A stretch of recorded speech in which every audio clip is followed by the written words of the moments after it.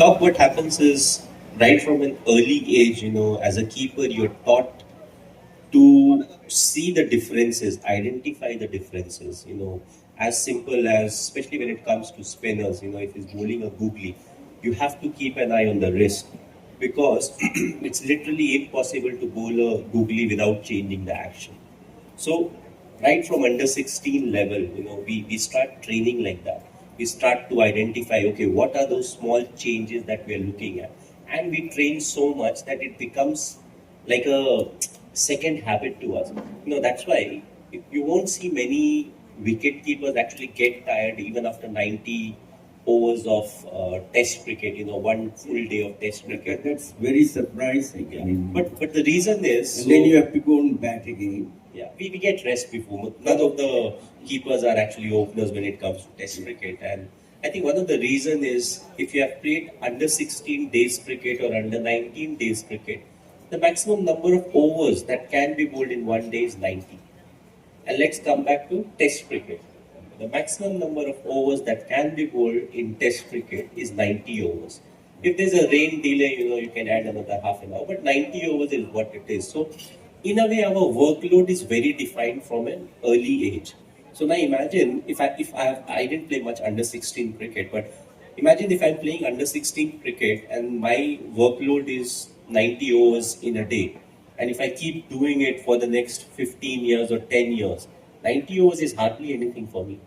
Because I practiced so much of up and down, running around and everything, that 90 over feels nothing. So I think it's a fact that our workload is so defined and so fixed. So in case of a fast bowler, they are amongst the fittest in the team generally. So he can bowl 15 overs a day, he can bowl 18 overs in a day. So that's a definition of +2 or -2 overs. But the thing is, he still has to field where he doesn't know whether he'll get 50 balls in the game or he'll get 5 balls in the game. So if it's bad day where we say, oh, the ball is following him, so he may get 50 balls and he'll be much more tired. But with the wicket keeper, 90% it's the same. If you keep for 90 overs, you'll get around the same kind of delivery that comes to you. Even if the ball doesn't come, your rituals are the same. So in my case, I'll be sitting, I'll be looking at the bowler, I will be getting up, I will be anticipating a catch. Whether I get an edge or not, it hardly matters. So I feel because of that defined thing that keeps on happening in our life, we never feel that thing of saying, oh, I feel tired. And because we practice so much now that we're training our eyes so much, we just need to take care of the injuries, we don't get injured. Second, if you're playing under the sun and if you have sensitive eye, there's so many supplements that you get, whether I need to, give some kind of a supplement to get rid of the dryness in my eye that's there. So you do have to take care. But yeah, injury is something that has bothered wicket keepers more than, degeneration of eyesight. Because you train so much and so much variability is there that the muscles keep on working. So that's why the eyesight, it remains strong for strain will be any sport. You give me the equipment, I can play football, I've played hockey, I've played badminton, I've tried tennis, volleyball. You're a sportsman to the core. Yes, you give me anything, I can play. Wow. Guys, that's brilliant. Now, so these other sports, once again, eyes do matter everywhere, whether it's tennis, all the sports you played. I mean, in fact, you touched every sport. So, being an eye surgeon, I'm so curious to know, and you are such a high standard sports person, touched every sport. Once again, the role of eyes. I'm sorry to keep asking the same question again and again. It's not for Maxivision or me, but it is for all the young cricketers of the country who would like to hear from you. Doc, eye is the most important thing because, let's talk about some of the sports, whether it's cricket, whether it's badminton, whether it's hockey, where the ball keeps on moving or the shuttle keeps on moving. That perception, okay, I can see the ball, but the ball is coming at me, what is the speed it is coming at? Because we don't have a speed gun. So when we are facing the bowler, he may be a bowler who bowls 145. What if he bowls a slower delivery? Yes. So everything at that point of time needs to be done. First and foremost is the vision. You know, the subtle changes in action that happens often tells you, okay, you know, it activates certain, you can say, part in your brain where it says, okay, he's doing something different. What is it? Now everything happens very quickly, but you'd hardly see someone who bowls 145 and bowls a slower delivery without any change in action.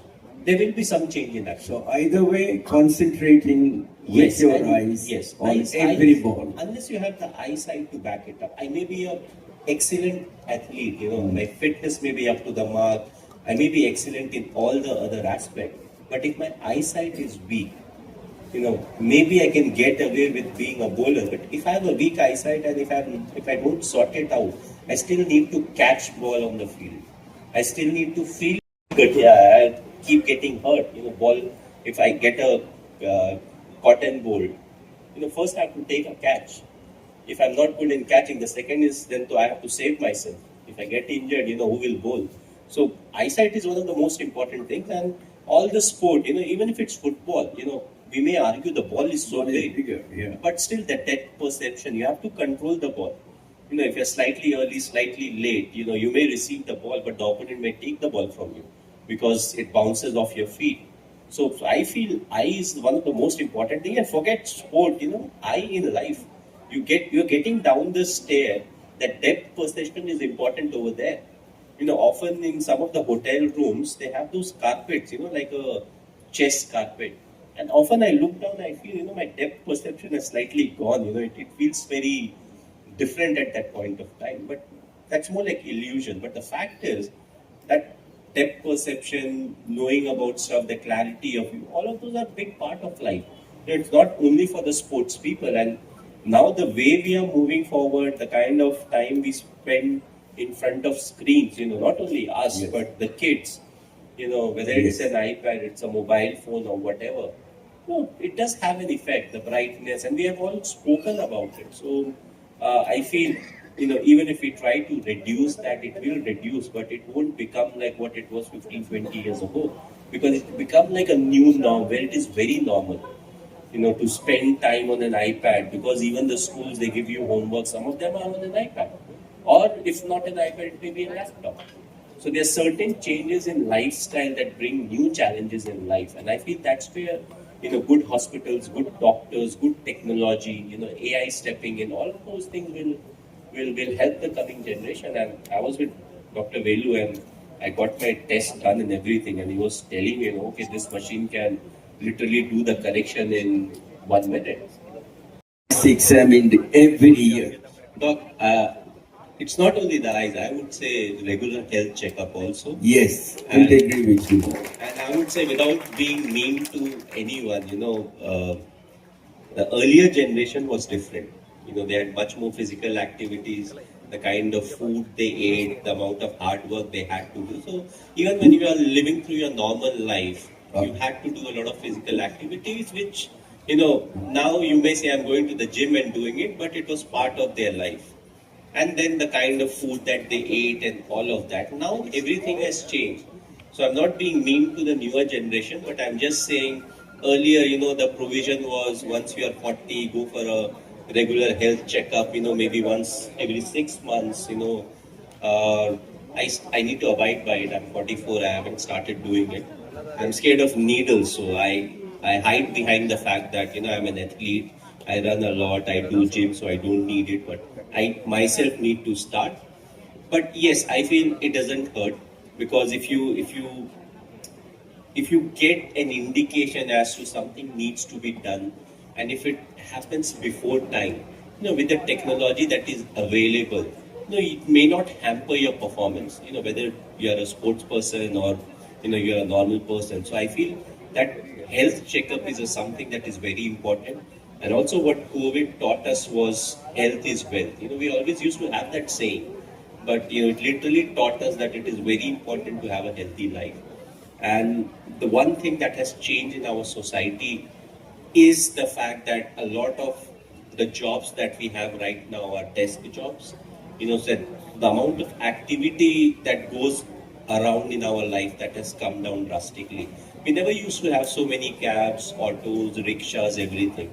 So nowadays, a lot of people, who get their jobs at, let's say they're 24, 25, they get down from their house, they take a cab or a rickshaw, they go to, let's say, a metro station, everything is in the metro, they get down, the same thing, go to the office and come back. So the amount of walking that you have to do, all of that is gone. But if you don't have fitness, I just say you should be able to enjoy your time with your grandkids. The only way you can do that is in a So what are we doing right now? Yes. And I feel that's a good